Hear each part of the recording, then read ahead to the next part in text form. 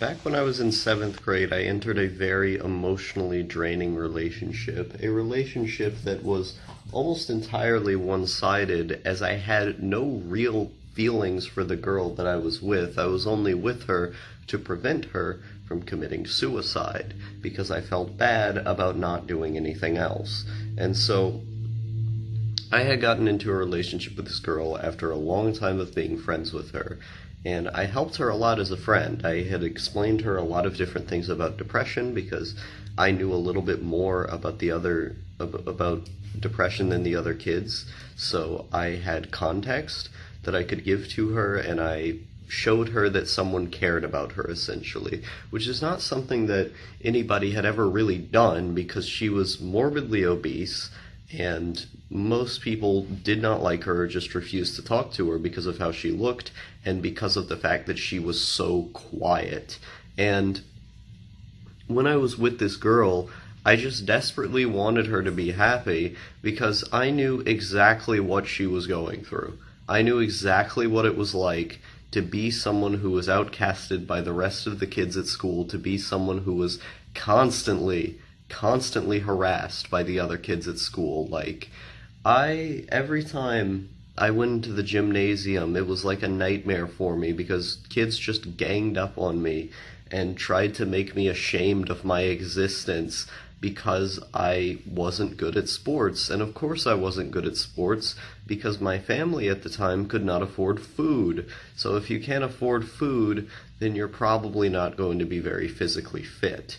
And people didn't understand that. They didn't understand the context behind that, so they just shit on me because they thought I was lazy. In fact, I was working as hard as I possibly could to be good in gym, but I ended up just failing because I didn't have enough energy. I felt like I was always going to pass out from a lack of food. So there was very little that I could actually do about this problem, but people would just shit on me anyway.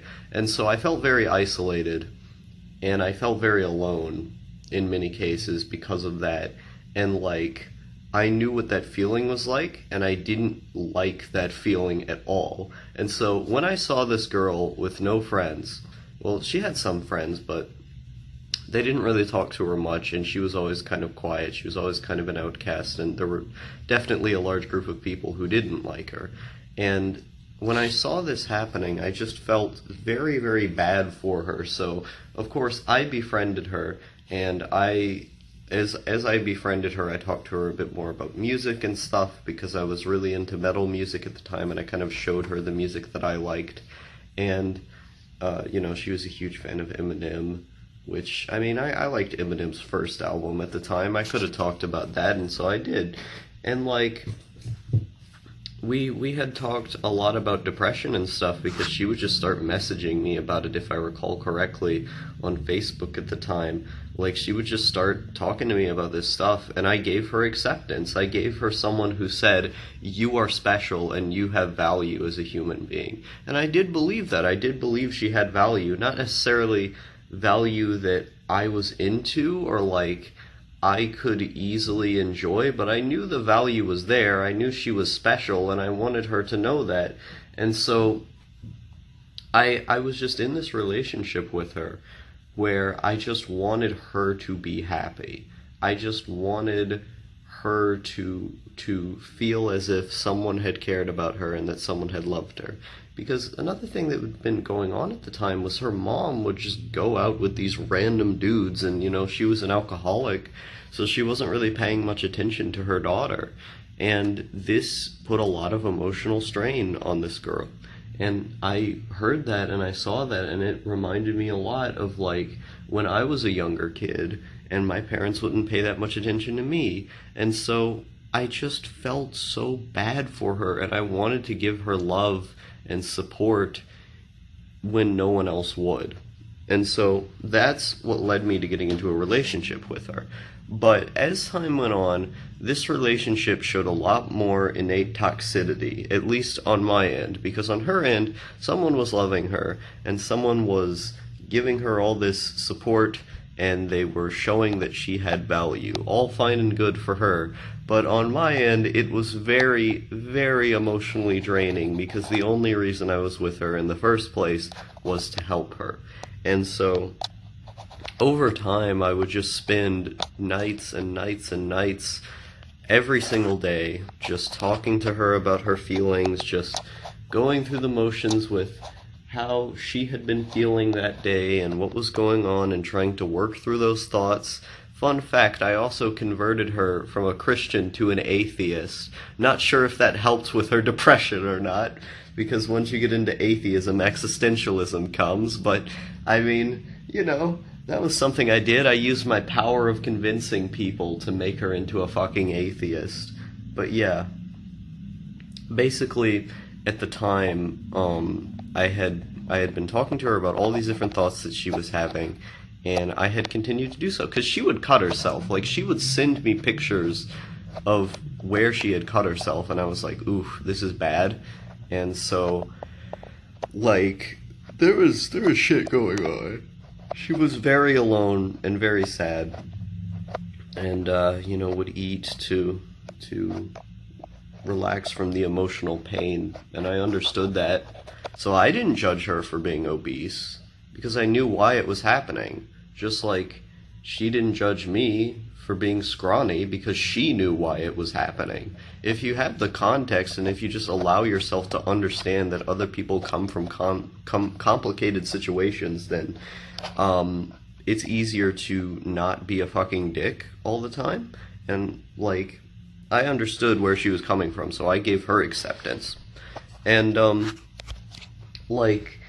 this relationship, just the entire time, it was just me trying to make her happy. Like, I felt as if I was dedicated to the idea of making her happy in every possible way that I could, even though I didn't even care about her that much necessarily. It was my job to make her happy because I felt bad. And so it just kept on going like this. She was also very bipolar, which was another big problem that was going on. And my dog is, like, trying to kill this fly with his mouth. But yeah, like, she had a lot of mental issues and a lot of environmental issues that were going on, and I understood that because I had I know what being bipolar is like because I have schizoaffective disorder, which is like a combined disorder of bipolar, but it has schizophrenic symptoms, essentially. It's not schizophrenia, but it has schizophrenic symptoms while also being a bipolar disorder. So I know what it's like to have those feelings, to have those thoughts. And so I just wanted to be there for her. I just wanted her to know that somebody loved her. But the time when it all came to a head was when she blocked me, because at this time she had made a post about, like, body positivity or something, and me, as the YouTube skeptic that I was, the anti-SJW that I was, unironically, I had came in and I was like, body positivity is like good and everything, and everyone should be happy, but at the same time, it's literally unhealthy, and so that's bad. Like, you gotta be more healthy. And what I was trying to do was be encouraging and to help, but it ended up just offending her at the time because my wording was very poor, and so she ended up just blocking me, and I have no idea where she is now. I don't know, because she'd stopped going to school too, that was the thing. And, like, once she stopped going to school, and once she had blocked me, by that point it was just at the end of things. I didn't know where she was. Her Facebook account was, like, invisible when I tried to go into incognito mode and stuff a little while afterwards. Like, it was after she had blocked me, like, I could still find her Facebook and stuff, but after a while it was just gone. And so, did she kill herself? I don't know. That's the thing. And for a while, it just made me feel so bad that, like, I'm this person who was meant to help her, and I was meant to keep her safe, and I said this one thing that slipped up, and maybe she's dead because of me. I have no way of knowing. And, I mean, it wouldn't even necessarily be because of me, because I think a normal person would react to that, like, fine. If you'd say, body positivity isn't the best because of these reasons. She was pretty reasonable in general. I think what had happened was that had came at her at a time when she was very depressed, and it's just I did not know that she was feeling that way that day, and maybe it triggered her, and then from then on she probably got over it and then just like kept being depressed because I wasn't there to help her. And then after that, she might have done away with things. Who knows? Like, her mom seemed to continually get worse, so I mean that could have been a variable. I don't know. I don't know where the fuck she is, and like, this is my first girlfriend, this fucking chronically depressed woman who everyone hates, that I only date because I want to save them. Jesus Christ. Why am I like this?